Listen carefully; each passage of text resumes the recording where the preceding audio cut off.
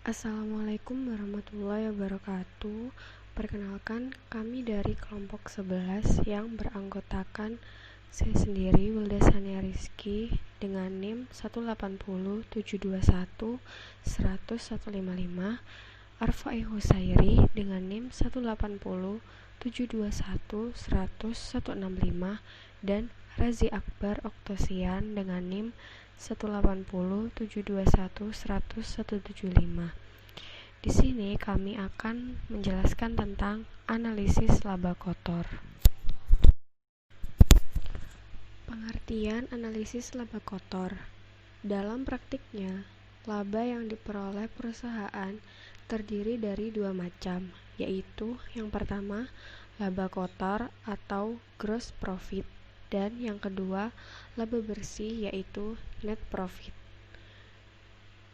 Laba kotor artinya laba yang diperoleh sebelum dikurangkan biaya-biaya yang menjadi beban perusahaan.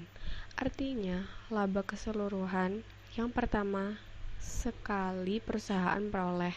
Sementara itu, laba bersih merupakan laba yang telah dikurangi biaya-biaya yang merupakan beban perusahaan dalam suatu periode tertentu, termasuk pajak. Secara umum, pengertian analisis laba kotor adalah analisis yang digunakan untuk mengetahui jumlah laba kotor dari periode ke satu periode, serta sebab-sebab berubahnya laba kotor tersebut antara dua atau lebih periode. Selanjutnya, dengan diketahui penyebabnya, dapat digunakan untuk memutuskan kebijakan ke depan yang berkaitan dengan laba tersebut. Untuk melakukan analisis laba kotor, diperlukan beberapa data perusahaan. Adapun data yang diperlukan adalah yang pertama, target yang telah ditetapkan. Target yang telah ditetapkan adalah jumlah angka atau persentase laba yang telah ditetapkan manajemen sebelumnya. Misalnya, target laba kotor yang diinginkan adalah 1 miliar atau 25% dari penjualan. Yang kedua, pencapaian hasil laba pada periode tersebut. Pencapaian hasil laba pada periode tersebut artinya laba aktual yang diperoleh pada periode ini. Yang ketiga, laba pada periode sebelumnya. Laba ini merupakan perolehan laba dari beberapa periode yang lalu, lebih dari satu periode ke belakang. Kegunaannya untuk melihat tren perjalanan laba perusahaan dari periode ke periode. Faktor-faktor yang memengaruhi laba kotor. Dalam praktiknya, perubahan yang terjadi pada laba kotor disebabkan dua faktor, yaitu yang pertama faktor penjualan. Penjualan maksudnya adalah omset barang atau jasa yang dijual, baik dalam unit ataupun dalam rupiah. Besar kecilnya penjualan ini penting bagi perusahaan sebagai data awal dalam melakukan analisis. Sementara itu, penjualan dipengaruhi oleh beberapa faktor. Yang pertama, faktor harga jual. Harga jual adalah harga per satuan atau unit atau per kilogram atau lainnya produk yang dijual di pasaran. Penyebab berubahnya harga jual adalah perubahan nilai harga jual per satuan. Yang kedua, faktor jumlah yang dijual. Jumlah barang yang dijual maksudnya adalah banyaknya kuantitas atau jumlah barang atau volume yang dijual dalam satu periode. Selanjutnya yaitu faktor harga pokok penjualan. Harga pokok penjualan adalah harga barang atau jasa sebagai bahan baku atau jasa untuk menjadi barang, dengan ditambah biaya-biaya yang berkaitan dengan harga pokok penjualan tersebut. Harga pokok penjualan dipengaruhi oleh yang pertama, harga pokok rata-rata. Perubahan harga pokok rata-rata per satuan atau unit per kilogram atau lainnya produk barang juga memengaruhi perolehan laba kotor. Apabila harga pokok rata-rata naik, laba kotor dapat turun, demikian pula sebaliknya. Yang kedua yaitu jumlah barang yang dijual. Jika jumlah penjualan meningkat, kemungkinan akan mampu meningkatkan laba kotor. Demikian pula sebaliknya. Dengan demikian, dapat disimpulkan bahwa perubahan laba kotor disebabkan 3 faktor berikut. Yang pertama, berubahnya harga jual. Yang kedua, berubahnya jumlah, kuantitas, atau volume barang yang dijual. Dan yang ketiga, berubahnya harga pokok penjualan.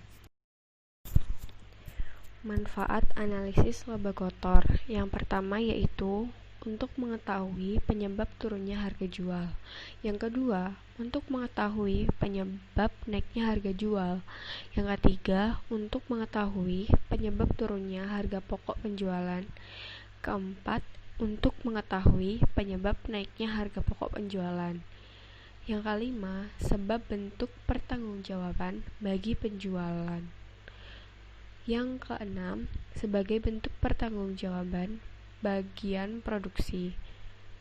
Yang ketujuh, sebagai salah satu alat ukur untuk menilai kinerja manajemen.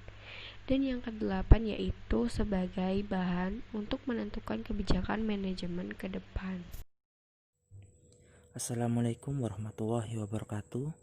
Perkenalkan, nama saya Arfai Kusairi, NIM terakhir 165. Di sini saya akan mempresentasikan tentang aplikasi analisis laba kotor. A. Rumus perhitungan laba kotor. Laba kotor sama dengan pendapatan dikurangi harga pokok penjualan.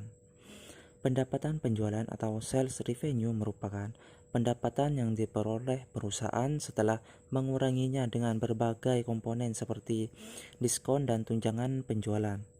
Sedangkan harga pokok penjualan atau HPP yaitu mencangkup berbagai beban langsung untuk menghasilkan dan menjual produk. B. Contoh soal. UD Ali Sejahtera bergerak di bidang perdagangan furnitur di salah satu pusat perbelanjaan. Pada awal bulan tanggal 1 Maret 2015, ia mempunyai persediaan furnitur senilai 1 juta rupiah. Sepanjang bulan Maret 2015, UD Ali Sejahtera membeli persediaan barang dagangannya dari pengrajin furnitur sebesar 48 juta rupiah dengan ongkos kirim yang ditanggung sebesar 1 juta rupiah. Pada bulan yang sama, UD Ali Sejahtera mencatat transaksi penjualan sebesar 65 juta rupiah. Pada akhir periode bulan Maret, yaitu tanggal 31 Maret 2015, terjadi beberapa aktivitas, diantaranya yaitu UD Ali Sejahtera membayar beban listrik sebesar Rp350.000, biaya air PDAM sebesar Rp50.000, membayar uang sewa lapak tenan sebesar Rp10 juta, membayar gaji pegawai atau penjaga toko sebesar Rp800.000, membayar biaya ongkos kirim furnitur antar ke pelanggan sebesar Rp500.000. Ketika dilakukan perhitungan fisik furnitur, saldo akhir persediaan furnitur diketahui hanya tersisa lemari kecil seharga Rp300.000 saja.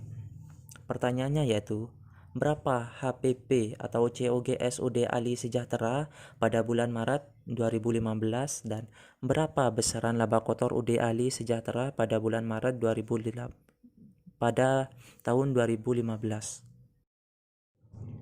Harga pokok penjualan atau COGS sama dengan inventory cost ditambah biaya overhead. Inventory cost sama dengan persediaan awal ditambah pembelian dikurangi persediaan akhir.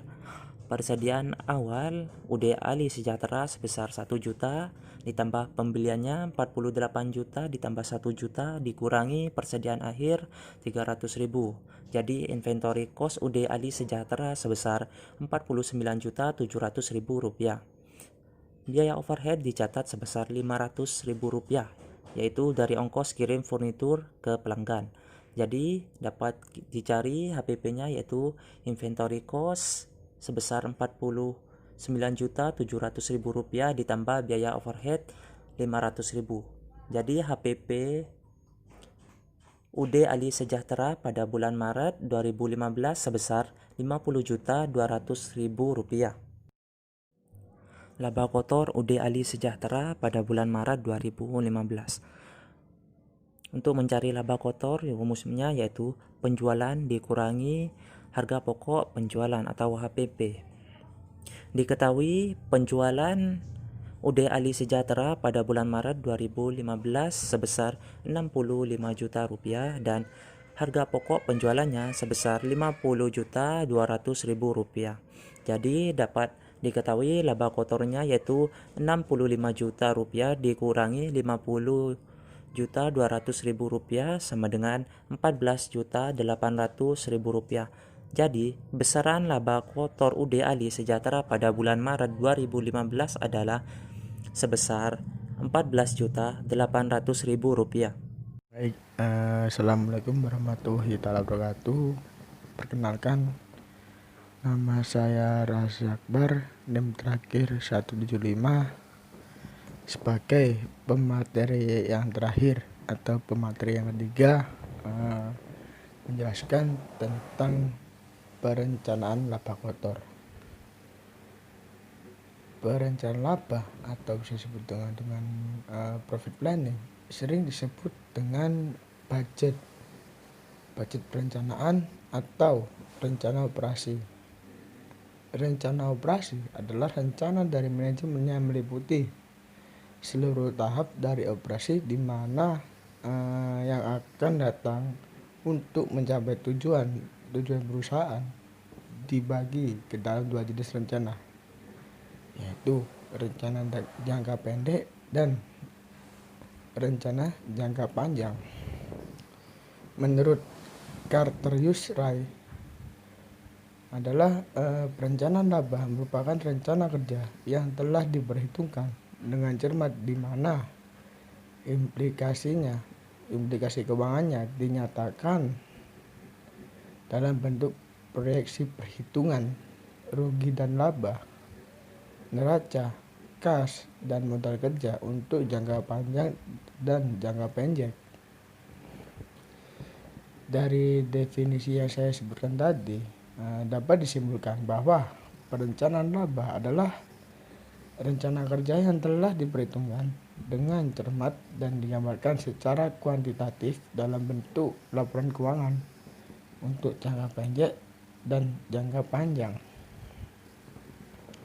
Slide selanjutnya, membuat rencana laba suatu perusahaan merupakan kewajiban yang harus dilakukan oleh suatu perusahaan sebelum menjalankan suatu kegiatan. Dalam membuat rencana laba, perlu terlebih dahulu ditentukan atau dianggarkan target laba yang ingin dicapai. Baru kemudian disusun harga jualnya yang harus dipasangkan atau dicantumkan. Penyusunan rencana anggaran atau budget yang akan dijalankan oleh suatu perusahaan haruslah mempertimbangkan berbagai faktor yang dapat mempengaruhi pencapaian target tersebut. Dan slide yang terakhir, faktor-faktor yang perlu dipertimbangkan antara lain. Faktor yang pertama, volume penjualan pada tahun-tahun sebelumnya. Faktor yang kedua, harga jual setiap periode sebelumnya. Ketiga, kecenderungan permintaan terhadap produk yang ditawarkan dari tahun ke tahun. Yang keempat, kecenderungan inflasi secara umum. Yang kelima, melihat kondisi perekonomian pemerintah dan perekonomian pada masyarakat. Selanjutnya, kecenderungan perubahan selera masyarakat. Yang terakhir, budget promosi yang harus dianggarkan dengan perubahan selera masyarakat. Sekian presentasi dari kelompok kami. Kurang lebihnya saya mohon maaf. Saya akhiri. Waalaikumsalam warahmatullahi wabarakatuh.